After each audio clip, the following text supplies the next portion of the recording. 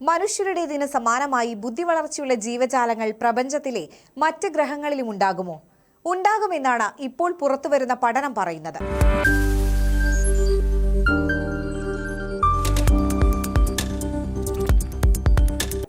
ഗ്രഹങ്ങൾ വികസിക്കുമ്പോൾ തന്നെ ബുദ്ധിവളർച്ചയുള്ള ജീവജാലങ്ങൾ സ്വാഭാവികമായി ഉണ്ടാകുന്നതാണെന്നാണ് പഠനം. ഭൂമിയിൽ മാത്രമല്ല, മറ്റ് ഗ്രഹങ്ങളിലും ജീവൻ ഉണ്ടാകാമെന്ന സാധ്യത കുറച്ചുകൂടി ശക്തമായി മുന്നോട്ട് വയ്ക്കുകയാണ് പെൻ സർവകലാശാലയിലെ ഒരു കൂട്ടം ഗവേഷകരുടെ പഠന റിപ്പോർട്ട്. സയൻസ് അഡ്വാൻസസ് എന്ന മാസികയിലാണ് റിപ്പോർട്ട് പ്രസിദ്ധീകരിച്ചത്.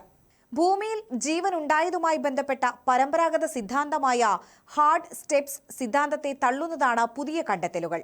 1983 ഭൗതിക ശാസ്ത്രജ്ഞൻ ബ്രാൻഡൻ കാർട്ടർ മുന്നോട്ട് വെച്ച ഹാർഡ് സ്റ്റെപ്സ് സിദ്ധാന്തം ബുദ്ധിവൈഭവമുള്ള ജീവികൾ മറ്റു ഗ്രഹങ്ങളിൽ ഉണ്ടാകാനേ സാധ്യതയില്ലെന്നാണ് പറയുന്നത്.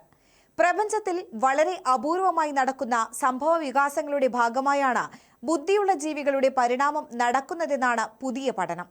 ഇത്ര അപൂർവതകൾ ഒരുമിച്ച് ചേരുക എന്നത് വളരെ പ്രയാസമേറിയ കാര്യമായതിനാൽ തന്നെ ഭൂമിക്ക് പുറത്ത് മനുഷ്യർക്ക് സമാനമായ ജീവികൾ ഉണ്ടാകാൻ സാധ്യതയില്ലെന്ന് കാർട്ടറുടെ പഠനം പറയുമ്പോൾ, ഇങ്ങനെ എന്തെങ്കിലും അപൂർവ സംഭവ വികാസങ്ങൾ നടന്നു എന്ന ഭാഗ്യത്തിന്റെ ആനുകൂല്യത്തിലല്ല ഭൂമിയിൽ മനുഷ്യരുണ്ടായതെന്നാണ് പുതിയ പഠനം വാദിക്കുന്നത്. ഭൂമിക്ക് മുൻപോ ഭൂമിയുടെ പിറവിക്കു ശേഷമോ ഉണ്ടായതല്ല ബുദ്ധിവൈഭവമുള്ള ജീവികൾ. പകരം ഭൂമി ഉണ്ടാകുന്നതിനോടൊപ്പം വളരെ സ്വാഭാവികമായി നടന്നതാണ് ബുദ്ധിയുള്ള ജീവിയുടെ ജനനമെന്ന് ഗവേഷക സംഘം പറയുന്നു. ഭൂമിയിൽ മനുഷ്യരുണ്ടായതിനെക്കുറിച്ച് വിൻഡോസ് ഓഫ് ഹാബിച്വാലിറ്റി എന്ന ഒരു പുതിയ ആശയം പഠനം മുന്നോട്ട് വയ്ക്കുന്നു. ഭൂമിയിൽ ജീവനുണ്ടാകാൻ നിശ്ചിത അളവിൽ ഓക്സിജൻ, പ്രത്യേക അളവിലെ അന്തരീക്ഷ താപനില, ധാതുക്കളുടെ ലഭ്യത മുതലായ അനുകൂല ഘടകങ്ങൾ വേണമെന്ന മുൻ സിദ്ധാന്തങ്ങളെയും ഈ പുതിയ പഠനം തള്ളുന്നു.